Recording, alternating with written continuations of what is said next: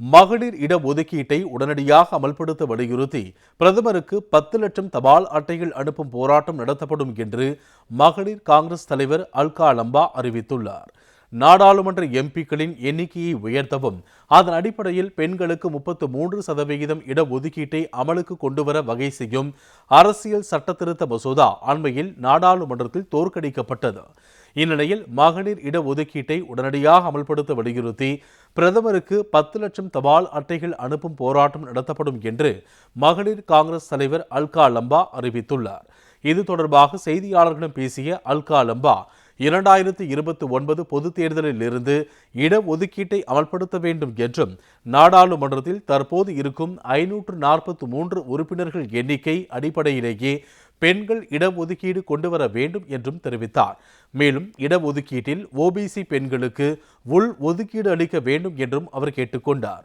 இந்த கோரிக்கைகளை வலியுறுத்தி நாடு முழுவதும் உள்ள பெண்கள் பிரதமர் மோடிக்கு தபால் அட்டைகளை அனுப்புவதாகவும் 10 லட்சம் தபால் அட்டைகள் அனுப்புவதற்கு இலக்கு நிர்ணயிக்கப்பட்டுள்ளதாகவும் அவர் தெரிவித்தார். மேலும் இந்த போராட்டம் மே மற்றும் ஜூன் மாதங்கள் முழுவதும் தொடர்ந்து நடைபெறும் என தெரிவித்தார். மகளிர் இடஒதுக்கீட்டை உடனடியாக அமல்படுத்த வலியுறுத்தி பிரதமருக்கு 10 லட்சம் தபால் அட்டைகள் அனுப்பும் போராட்டம் நடத்தப்படும் என்று மகளிர் காங்கிரஸ் தலைவர் அல்கா லம்பா அறிவித்துள்ளார்.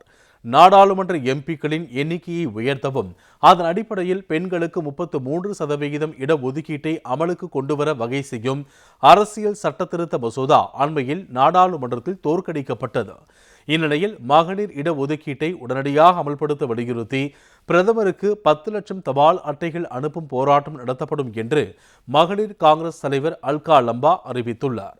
இது தொடர்பாக செய்தியாளர்களிடம் பேசிய அல்கா லம்பா, 2029 பொதுத் தேர்தலில் இருந்து இடஒதுக்கீட்டை அமல்படுத்த வேண்டும் என்றும் நாடாளுமன்றத்தில் தற்போது இருக்கும் 543 உறுப்பினர்கள் எண்ணிக்கை அடிப்படையிலேயே பெண்கள் இடஒதுக்கீடு கொண்டுவர வேண்டும் என்றும் தெரிவித்தார்.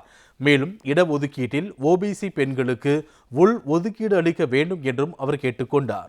இந்த கோரிக்கைகளை வலியுறுத்தி நாடு முழுவதும் உள்ள பெண்கள் பிரதமர் மோடிக்கு தபால் அட்டைகளை அனுப்புவதாகவும் 10 லட்சம் தபால் அட்டைகள் அனுப்புவதற்கு இலக்கு நிர்ணயிக்கப்பட்டுள்ளதாகவும் அவர் தெரிவித்தார். மேலும் இந்த போராட்டம் மே மற்றும் ஜூன் மாதங்கள் முழுவதும் தொடர்ந்து நடைபெறும் என தெரிவித்தார்.